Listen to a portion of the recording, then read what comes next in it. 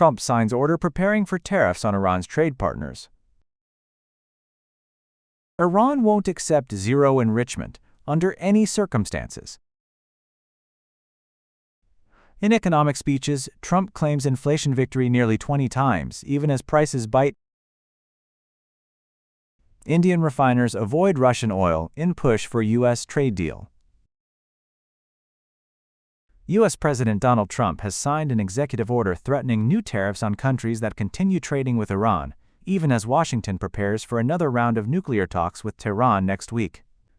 The order, effective Saturday, creates a framework to impose tariffs, potentially around 25%, on goods imported from nations that buy products or services from Iran.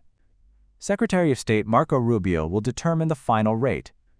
The move comes amid rising tensions in the Middle East, with a U.S. aircraft carrier group deployed in the region and indirect nuclear talks recently held in Oman.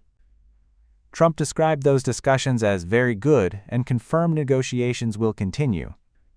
If enforced, the tariffs could impact several major trading partners, including China, Russia, Germany, Turkey, and the United Arab Emirates. China alone accounts for more than a quarter of Iran's trade. U.S.-Iran relations have been strained since the 1979 Islamic Revolution, and direct engagement has remained rare. Meanwhile, Iran is facing internal unrest, with rights groups reporting thousands killed during a government crackdown on economic protests. The tariff threat signals Washington is maintaining economic pressure on Tehran even while pursuing diplomacy. Iran's Foreign Minister Abbas Araghchi says Tehran is willing to build trust over its nuclear program, but insists uranium enrichment inside Iran remains a firm red line.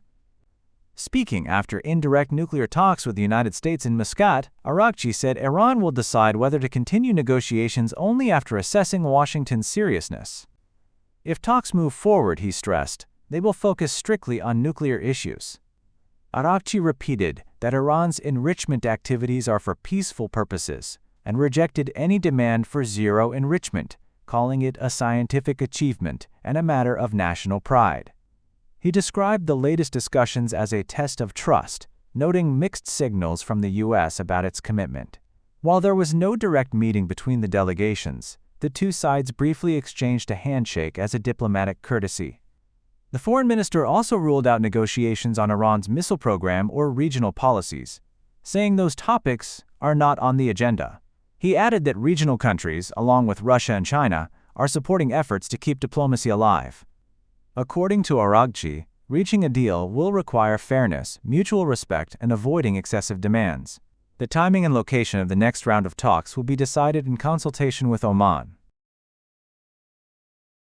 Donald Trump has cast himself as Republicans' chief messenger on the cost of living in an election year, but a Reuters review of his speeches shows the president repeatedly declaring inflation beaten while rarely acknowledging the strain many Americans say they still feel.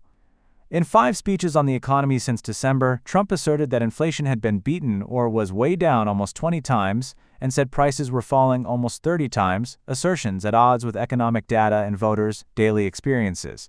Much of the remaining time was spent on grievances and other issues, including immigration, whether Somalia was a country, and attacks on opponents.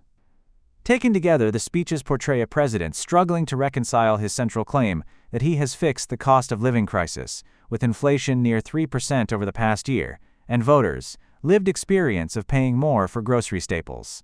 The price of ground beef, for example, is up 18% since Trump took office a year ago, while ground coffee prices are up 29%.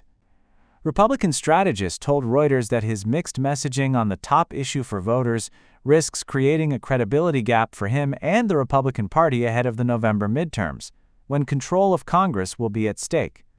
Opinion polls show voters are deeply unhappy with Trump's handling of the economy. He can't continue to make claims that are demonstrably false, particularly at the expense of Republicans who are in competitive House districts or Senate races, said Rob Godfrey, a Republican strategist. Trump must be disciplined and focused, he added. One source close to the White House said the president needed to hit the issue of affordability harder and through personal visits to critical districts.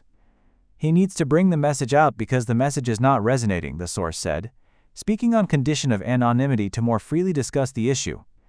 Kush Desai, a White House spokesman, said Trump's focus on illegal immigration in his speeches is directly connected to his argument that people in the country illegally have an adverse impact on the economy. Desai said it causes public services being overburdened, business activity disrupted by crime, housing markets flooded, and workers' wages depressed. Trump has repeatedly stressed that much work remains to clean up the economic mess he says his Democratic predecessor Joe Biden left him, Desai added. India is stepping back from purchasing Russian oil, a move that could strengthen its chances of finalizing a major trade agreement with the United States. According to industry sources, several major refiners, including Indian Oil, Bharat Petroleum, and Reliance Industries, are no longer accepting offers for Russian crude scheduled for delivery in March and April. Most other refiners have also paused new purchases, although some shipments for March had already been arranged. The development comes as Washington and New Delhi advance toward a trade pact expected to lower tariffs and expand economic cooperation. President Donald Trump recently removed a 25% tariff on Indian goods, saying India had committed to stopping direct or indirect imports of Russian oil. However, the Indian government has not officially confirmed any such plan.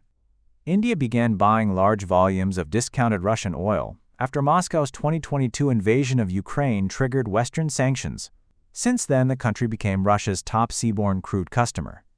Now, imports appear to be falling sharply. Sources say India could reduce purchases to between 500,000 and 600,000 barrels per day, down from an average of 1.7 million barrels last year, and more than 2 million at its peak in 2025.